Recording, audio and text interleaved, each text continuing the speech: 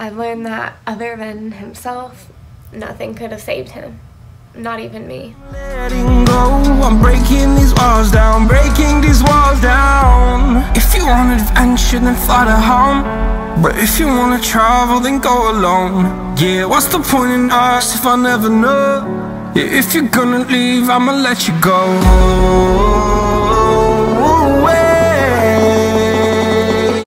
I can't really ever remember a time that my dad was an active part of my life. But when I was younger, he would get me some, or his family would see me a little bit. The only way that anyone would ever see me is if I was initiating the plans, if I said that I wanted to go see them and got a hold of them, if I told my mom and my mom would call or let me call or whatever. A lot of the time, his family, since I've been older, have tried to blame my mom for them or him not seeing me, saying that she wouldn't let them see me. But I remember being 4, sitting on the back of my couch, all dressed, ready, coat on, waiting on my dad to come pick me up and him never showing up. That's the kind of stuff that I remember. I seen my dad a month before he died, and he came into my work questioning me. Apparently it was coincidental that he came in here. Apparently he didn't know that I worked here. It caught me off guard. It was very shocking to me, and honestly I was kind of scared. I didn't know why he even came in here, because to me it didn't seem like a coincidence, and he hadn't tried to get a hold of me or wanted anything to do with me since I was 8. So I really had no clue what was going on, and it kind of really started confusing me. So after hearing about what happened, I started blaming myself a lot for it. I blamed myself for the whole thing, even though I had nothing to do with it, obviously. I blamed myself for this situation. I wondered if maybe I tried a little bit harder or tried to be in his life, maybe he would have made better choices. Because when I was 8, I decided that I was tired of making the plans all the time. That if someone didn't want to be in my life, they didn't have to be. And I wasn't about to try to force my own father to be in my life if he didn't want to be. There came a time that I had to decide that I was the kid and he was supposed to be the adult, and that if he wanted to see me, he would try to make an effort to see me, because he was my dad and I'm the kid. I'm his daughter. I was sick of begging him to want me, or any of his family to want me or want anything to do with me. I was over it at 8. Since all of this, and in my confusion, my mom has tried to tell me that no matter what or how he acted, how he was with me isn't the way that he always had been, and that's not the person that he used to be. She's told me over and over and over that I'm the one that he wanted, that they tried to have me for 2 years, and that when I was born I was his whole world, and that I was his family's whole world, and eventually it just changed. She doesn't tell me that it changed or how it changed. It just did. Like, I know that I was old enough to see the change. No one has to explain that to me. If you know my dad or anything about him, you knew that he was a very stubborn person, that nobody was going to tell him what he could or couldn't do or how to do anything. He had it all figured out, and if he didn't, he would act like he did. You wouldn't know he didn't. If you know him, you also know that my whole life he had struggled with drug addiction and was in and out of jail for that and for other reasons as well. My mom never lied to me about any of it. If I had questions or asked where my dad was, she told me. Whether he was in jail or not, she would be like, yep, that's where he's at again.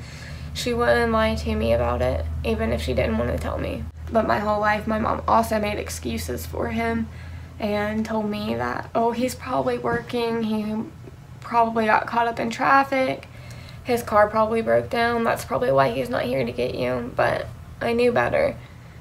Like I said, I was old enough and smart enough to know what was going on and be aware of it, regardless of what I was being told by my mom making excuses for him, or later on his family making excuses for him and blaming it on my mom as well. I was old enough and smart enough to understand it all along, and I see it for what it is. Like I said before, I blame myself a lot for the situation. I blame myself saying that if maybe I made an effort, he would have gotten it together and done better and not have had those things in his life, or not have went down that pathway anymore. Maybe he would have chose different. To tell you how I'm doing, these past few months have been some of the hardest months of my life. Since July, I've learned just how strong I am, and that it's okay to know that I am strong, and that's basically been my only choice. And I've realized it's okay for me to know that. I've also built a bond unlike any other that I've ever had in my life. I've always had a relationship with God, but my faith now is unbelievable, and it's stronger than it's ever been, along with my relationship with the Lord. In the past few months, I've definitely learned that grace does give you healing. This week, I actually even got saved. Excuse my shaky voice, but in the past few months, I've spent a lot of time with God, a lot of time on my knees praying, and a lot of time in church to get me through this and help me understand everything. Not just with the situation, but understand life and myself a little bit better. Through Christ, I've finally been able to find my peace with the whole situation. I understand that there is nothing that I can do for this, that it was beyond my control, that if my face or my siblings' faces weren't enough to make him choose better and do better, that nothing was going to. If you won't do better for your own kids, you're not going to do better for yourself or anyone else. I've learned that other than himself, nothing could have saved him, not even me. He had to want better for himself and do better for himself. Boy, do I wish he would have gotten it right. I always hoped that eventually he would get it right and get it together, and that I would get to have some kind of relationship with him eventually. Somewhere inside of me, I always hoped that despite the way it's been my whole life, that he would make things right, and that eventually, when I walked down the aisle, I would get to have him walk by my side. That's just not how my story goes. That's not my cards. And God's plan is better than any that I could possibly come up with. Drugs were always a big part of my father's life, and he always chose them and that lifestyle over me. If you have a parent choosing drugs or alcohol over you, the biggest thing I want you to know is that it's not your fault. And that blaming yourself doesn't help the situation at all, because it's not your fault. And there's nothing you can do to fix it. You can try to get them help, but unless they want help, it's not going to change.